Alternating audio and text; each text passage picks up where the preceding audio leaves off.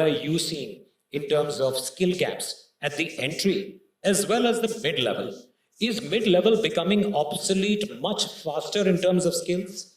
Because the entry level is coming up, if that is true. So the entry level is upping the game. But somebody who entered the workforce 10 years ago and was project manager, right? How does he or she command a team which is much better skilled than they themselves? Okay, I'll break it up in two parts, and I think that's where I want to level set the ground reality. So you've got the new, people in the academy who are passing out, the STEM students, 2.5 million. You've got about 5.4 million workers today in the workforce. What happens is, in the here and now, customers want to solve the problem now. So what that means is they need to quickly upskill their existing workforce. And I think the technology or the mental model there is learning in the flow of work. How do you take, and there, when we do a learning gap analysis for our largest corporates, what we see is there are critical skills and there are scarce skills.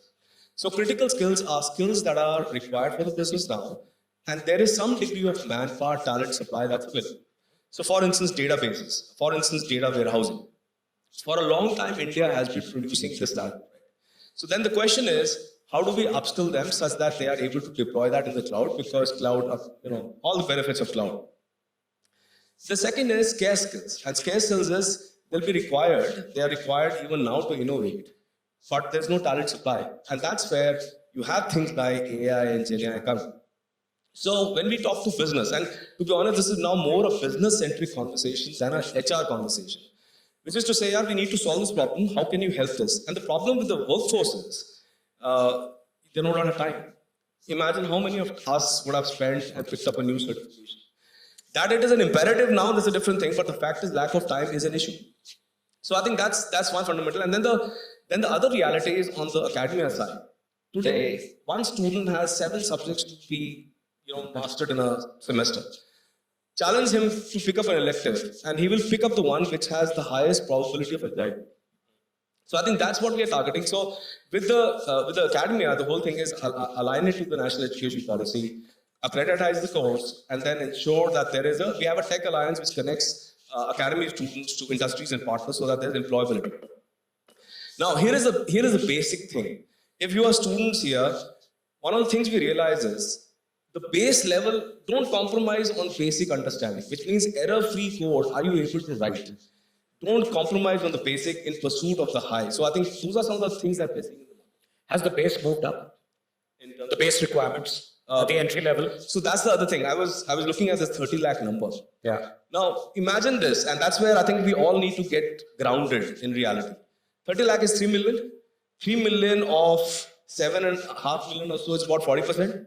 So what we're saying is suddenly in the market, 3 million people across tier 1 cities, tier 2 cities, tier cities will come to NxtWave, enroll in the course, they'll get accreditized, and they'll be able to get employment. The real issue is you may have a demand supply, you may boost up the demand supply, but does the industry have 3 million jobs today? So I think there are some fundamental disconnects in how we are approaching things big, and we need to be grounded.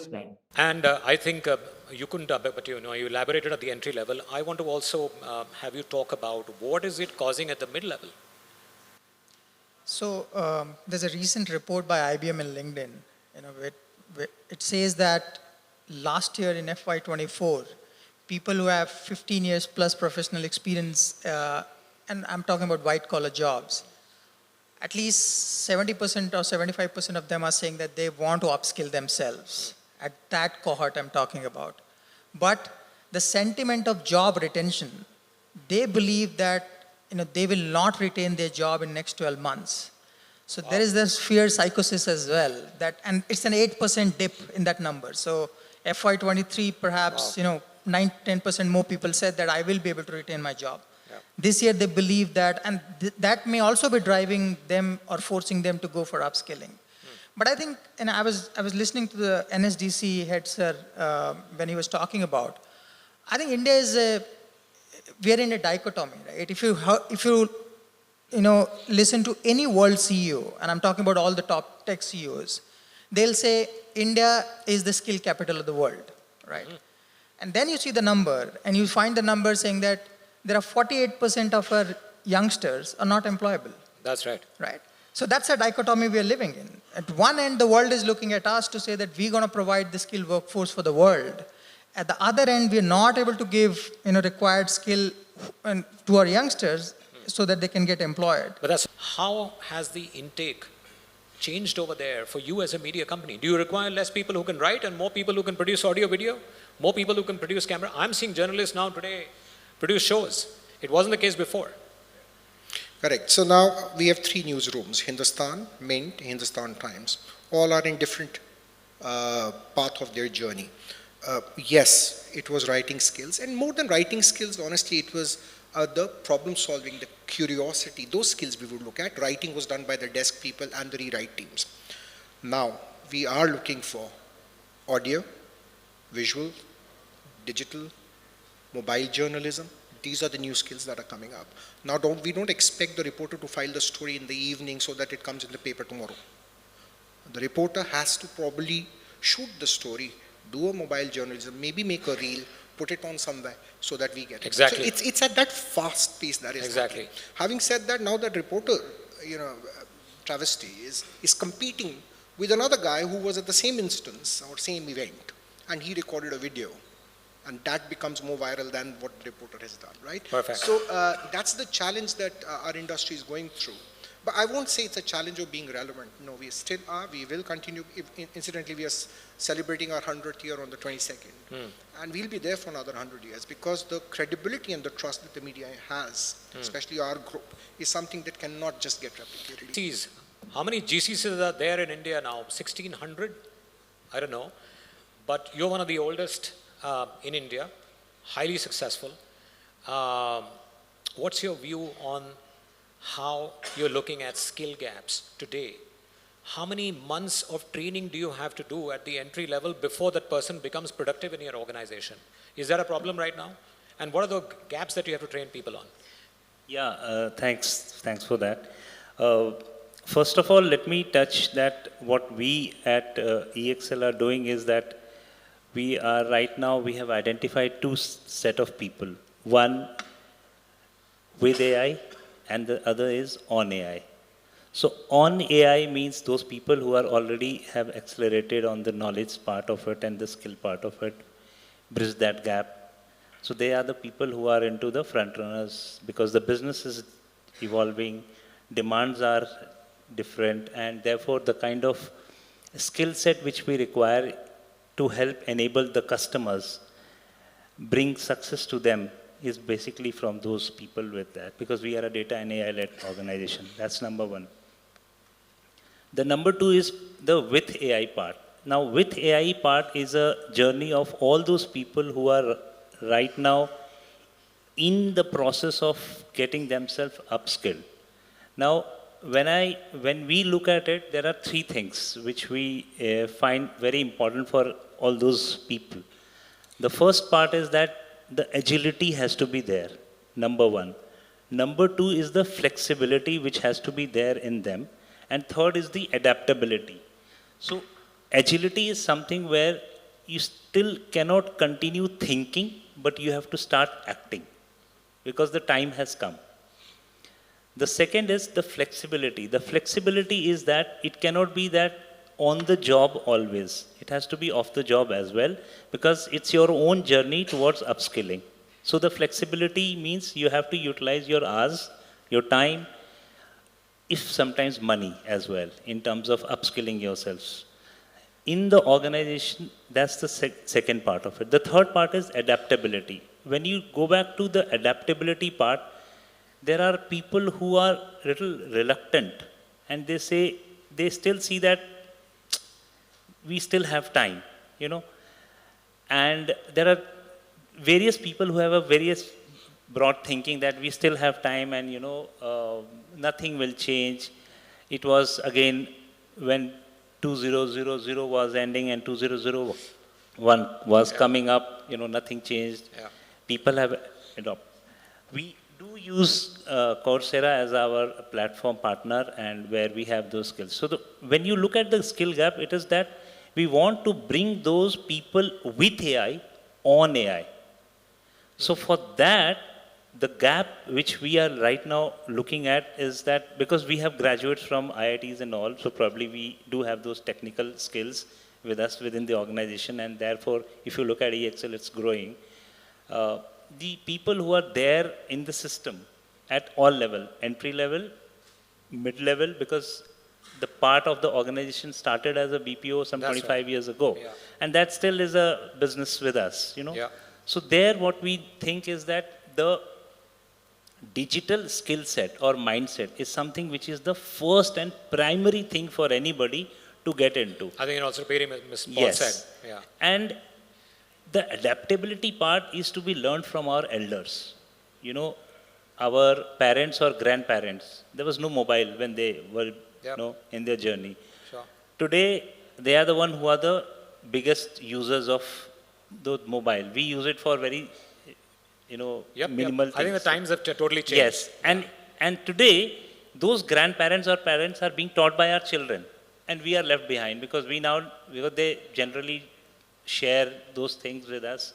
We are now, because of some of our colleagues, we are able to be aware of. I'm in financial services, so I have a vested interest in identifying ideas by the end of this panel. Because what's the ROI of coming over here? I mean, I love meeting all of you, but I'm just kidding. The best performing mutual funds in the country today are, no surprise, infrastructure and public sector. Those which are invested into PSUs. Now, infrastructure is driving the economy, and it's a bedrock of the economy. What are the skill gaps you as a group who are so vested into infrastructure, right? What are the skill gaps that you are seeing that you didn't see before, right? And this could be at the entry level, mid level, if you could throw some light. All right. So, It's working, yeah. so I'll give you a perspective here from an organizational point of view. So the only certainty I find in this VUCA world today is upskilling. So this is a certain area where we need to scale up, and speed is very critical in this area. Now, coming to your point of view, how does an organization look at skill gaps across? So first, it arrives from setting a vision for our business. So during our business plans, we identify what are the key skills which will help us take this big leap across into the future. So those critical skills are identified. These are some critical skills. If I look at the tech world, we had this critical skill of robotic process automation to completely automate our financial processes. So this required that we need to identify within our existing workforce who are the people who have this key skill for robotic process automation. If not, then how much we need to hire from across the space to help us shore up that strength, because we need to move into the space very fast. And we are in the infrastructure space, and there is no time. There are no time lags there, and we have deadlines which we need to adhere to. So when it comes to senior leadership development, yes, we have the key skills, but the workforce is not ready. When we talk of senior leadership, they're all senior leaders into their 50s, into their 40s, and obviously they're not the baby boomers space where they learned key skills very fast. So the onus is now on the organization that we can't make our senior leadership redundant by saying that, and we can't give them a Coursera course that please do the Coursera course within 15 hours, and now you are certified as a key skill person. So these are some of the challenges which have been coming. So to combat these challenges, we've taken up partnerships with industry-wide, like for example, NASSCOM, which is a government platform. Mm-hmm. So NASSCOM and we are partnering. So NASSCOM is partnering with us on entry-level programs, on mid-level programs, and also senior-level programs. Like we've started an initiative called Digital 101. And it is a 30-hour course where it is mandatory for the entire organization and everyone who's there in the organization to complete. Another fallout of these courses, I know I have my revered colleagues here, but another fallout of these courses happens that people are in a scurry to get certifications done. So once they have the certifications and the LinkedIns of the world and they're displaying all the certificates, our attrition rate also begins to get impacted. Interesting. So it's a balance game where in the organization we are also in a hurry to upscale and help our organization scale up, but at the same time we need to look at what is relevant. Tapish, also- quick word from you. I think you are looking at putting in a quick word over there, is it? Yeah, I'm just putting in a quick word. In the last year, Coursera developed courses, Generative AI for CEOs. That Oh, wow. course was developed by Coursera CEO because he was Wow. like, as a public company CEO, I understand the pressures of what, how do you articulate your vision for Gen AI in the company? So he created that course. We created a course on Gen AI for education leaders, right? Which was Interesting. taught by a senior education leader, Right. right? So we've been working in that space because we do realize that this Got it. gap, right? That there is a entry level and then there is a top level, and the top level is not going to be doing Understand. or benefiting from those early level Understand. courses. Mr. Paul, you wanted to finish a point. Yeah. So also another attempt at skilling people is we've also partnered with some of the consultants where we've created cohorts for our senior leadership where they can learn the actual process and then apply in business. Because for senior leaders, spending 30 hours on completing courses takes away their bandwidth of leadership Understand. time also. So we've got to make it consumable and applicable so that it is interesting for them. So with the entry level, it is easy for us to do 30 hours courses with people and then apply it. But yes, we have a long way to go. It is not, upskilling is not going to happen so fast, and we need to be patient with that. Which is the same point I think that Yeah. Amit was also making. It's a race against time. Yeah, so we've actually. also partnered with Infosys. Now, Infosys is, they're looking at courses for roles. So we've partnered with Infosys for specific roles where we require them to scale up pretty fast on tech roles. So we've partnered with organizations. How fast are you changing the curriculum to incorporate these things so that the output that you're sending out into the industry is far more employable than last year? Otherwise, if you don't do that, their demands are going to increase, the employability of your graduates is going to decrease, and you're going to have lower placements, and which means that there is going to be sudden breaks on your own business. We know that placement rates, drive education, right? If it is 90% placement rate in an institution, who doesn't want to join? People want to pay a premium for that and enroll themselves, and there's a fight for that seat. So what are you seeing on the academia side in terms of changing curriculum? What have you, done at your end? Please share with us what has been happening. So my greetings to one and all on the dais and off the dais. I will straight away come to the point which he has asked. We all know that there are curriculum gaps, skill gaps between the industry and academia. It's no rocket science that I'm telling you. But the point is, nobody ever realizes, not even the senior leaders or the educationist people or for the corporate, why we don't have Oxford out here. When we had Nalanda University long back, we give examples of Takshila also. The point is that we boast of the curriculum, we boast of everything, except for IITs and IIMs, why other institutes are not flourishing. The point is that student goes there just for the sake of a paper degree, and industry looks in, they come in, and they say, okay, you have done the degree, and then they try and find certain skills in that student which they actually want. But let me tell you how the education should be. When you talk about assessments, when you get a report card of class 10th or maybe for 12th, none of the education system in the country reveals what skills that child has. Even the parents don't know what skill their son or daughter has, which field he or she should go. They will say, okay, the neighbor's child, the Sharmaji's son is doing engineering, you also find an engineering degree. And the child is good at fine arts. Even when you go to the parent-teacher meeting, I'm very sorry ladies, they will decorate themselves, they will wear nicely, and they are after the parents. Your son is not good at science, he is not done well in maths. None of the teachers, class teachers tell your son is very good at fine arts. No doubt he is weak in maths, but he will improve on that. There is always a different way of telling. Till the time the demotivating education system goes on, skills cannot flourish. Skills are flourished when you give a wing to a child and tell him, okay, what you're looking forward to. The industry keeps on boasting the academia is not providing the skills, but I ask the question to all the industry people out here, have you ever tried and adopt few institutes and tell them that these are the skills we require? We'll fund you for this and save our money for training and ensure that these skills are incorporated into these students. You know, it is very easy to say the academia is lacking these skills, but have you ever stepped forward and tell the academia that these are the skills we require? I have tried. I was a pro vice chancellor with SGT University. Earlier, I was campus director with CGC Generative, one of the biggest campus in northern India, the Chandigarh group, who provides lot of placements. I think आप सबने कहीं ना कहीं उसको visit किया होगा. You know, there what we used to do, we used to go to the local companies and ask them and fetch those datas, what skills are required, and then train the students accordingly. For that also, I used to hire trainers from the industry only.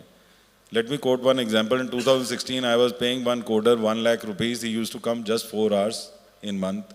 And you know, my complaint went to the management that Dr. Dhawan pagal ho gaye, 1 lakh रुपया देते हैं, वो 4 घंटे आता है, and that man, he used to see the watch, immediately 1 hour over, वो board पे वहीं रुक जाता था, कि इसके आगे नहीं पढ़ाऊंगा, I am not paid for. Such is how corporate behaves when it comes to the academia. So anyway, but the results were very good. The highest packages were hit because that gentleman was really good. When I was leading the campus in Ginjeri, I hired a lady. She was on the bench. Infosys ki thi, I won't quote her name. So she was about to lose her job. So I told her, till the time you are on the bench, why don't you join us? She came in for 3 months, and you know the 40 lakh package was hit. Because that lady had a vast experience, usko jo malum tha corporate ka. I told her nothing, you need not to talk to any professor, nothing. I will let the kids come to you, whatever you want to teach, you teach. So because are you changing the curriculum? Yes, that is what I am coming to. Yeah, When so- I was pro vice chancellor in SGT University, you know, my teachers were fed up of me. They were saying every 6 months the syllabus is being changed. I said, you put in, there is a scheme of exam. Everybody knows, आप सबने degree की है, आपको initially first year में पकड़ा दिया जाता है कि ये सब्जेक्ट्स आपने पढ़ने हैं. What I did was कि करिकुलम जो है वो भी डायनेमिक होगा, आपकी स्कीम ऑफ एग्जाम भी डायनेमिक होगी, कि आपके इलेक्टिव सारे डायनेमिक होंगे.